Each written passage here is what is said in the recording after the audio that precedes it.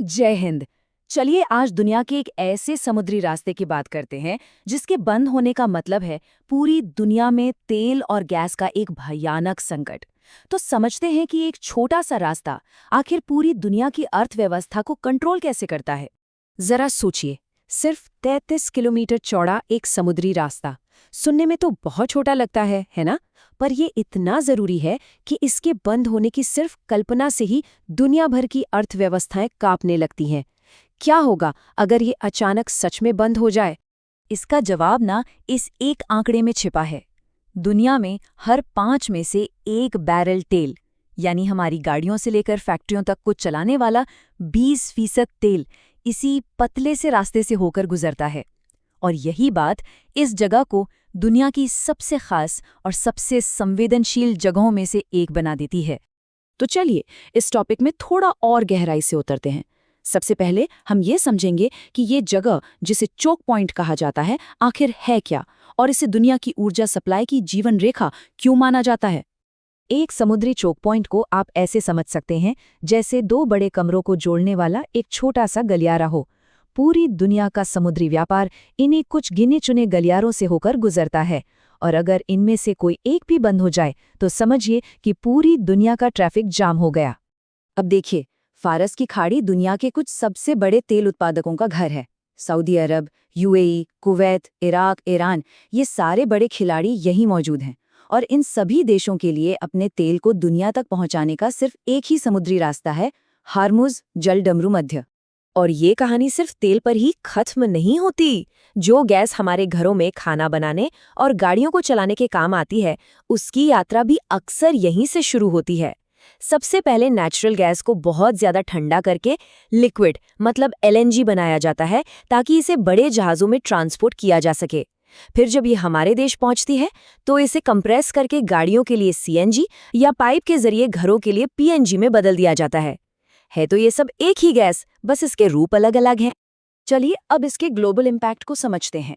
अगर ये रास्ता बंद होता है तो वो कौन से देश हैं जिन्हें सबसे ज्यादा कीमत चुकानी पड़ेगी? ये आंकड़े सच में चौंकाने वाले हैं। जापान, जो टेक्नोलॉजी में इतना आगे है, अपनी तेल की जरूरत का 75% इसी एक रास्ते से पूरा करता है। भारत लगभग 60%, और दुनिया की फैक्ट्री कहा जाने वाला चीन भी अपने 40% तेल के लिए यहीं पर निर्भर है। ये दिखाता है कि एशिया की तरक्की की चाबी काफी हद तक इस पतले से जलमार्ग के हाथ में है। और जब सप्लाई रुकती है तो डिमांड सप्लाई का सीधा सा नियम लागू होता है, कीमतें आसमान छूने लगती हैं। एक्सपर्ट्स का अनुमान है कि अगर ये रास्ता बंद हुआ तो तेल की कीमत $150 प्रति बैरल को भी पार कर सकती है। और इसका असर सिर्फ हमारे पेट्रोल डीजल के बिल पर नहीं पड़ेगा, ये पूरी दुनिया को एक बड़ी आर्थिक मंदी में ढकेलने के लिए काफी है। अब इस पूरी कहानी के सबसे जरूरी हिस्से पर आते हैं कि भारत पर इसका क्या असर होगा, क्योंकि हमारी ऊर्जा सुरक्षा की डोर सीधे सीधे इसी जलमार्ग से बंधी हुई है। सबसे पहले तो इस एक आंकड़े पर गौर कीजिए। भारत अपनी ज़रूरत का 85% तेल आयात करता है, मतलब हम बाहर से खरीदते हैं। ये एक बहुत बड़ी निर्भरता है जो हमें अंतर्राष्ट्रीय बाजार के किसी भी छोटे बड़े उतार चढ़ाव के सामने बेहद कमज़ोर बना देती है। और उस 85% इंपोर्ट किए गए तेल में से लगभग 60% तेल, साथ ही हमारी ज़रूरत की ज़्यादातर एलएनजी गैस, सिर्फ इसी एक रास्ते से होकर भारत पहुंचती है। इसका मतलब साफ है, हार्मुज में होने वाली कोई भी गड़बड़ी सीधे भारत की एनर्जी सप्लाई पर हमला करती है।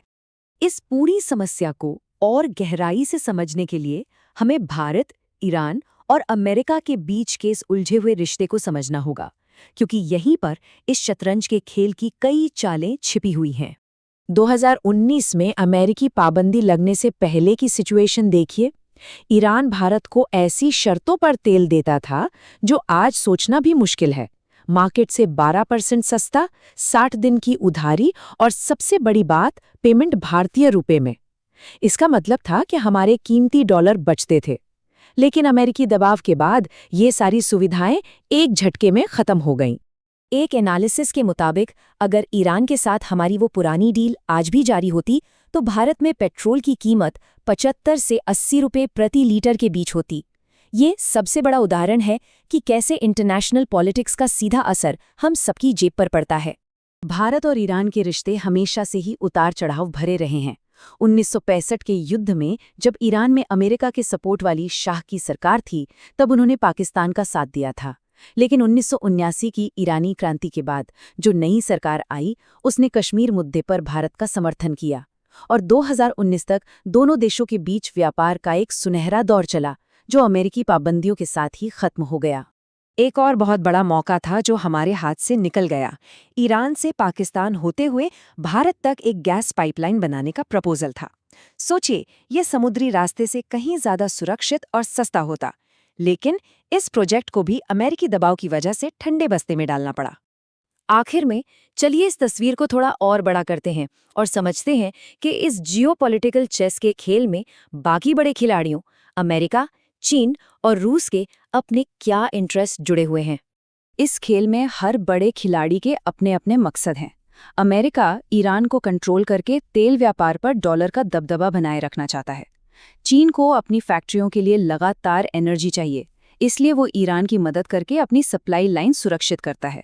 और रूस, उसे तो तेल की ऊंची कीमतों से सीधा फायदा होता है, इसलिए मध्य पूर्व में थोड़ी बहुत अशांति उसके आर्थिक हितों को साधती है। तो ये सब हमें एक बहुत बड़े और ज़रूरी सवाल पर लाकर खड़ा करता है। जब पूरी दुनिया की अर्थव्यवस्था एक इतने छोटे से समुद्री रास्ते की बंधक हो, तो असली एनर्जी सिक्योरिटी आखिर दिखती कैसी है? क्या इसका जवाब सिर्फ तेल और गैस में है या हमें कहीं और देखने की ज़रूरत है? ये एक ऐसा सवाल है जिस पर सोचना हम सबके लिए बहुत ज़रूरी है।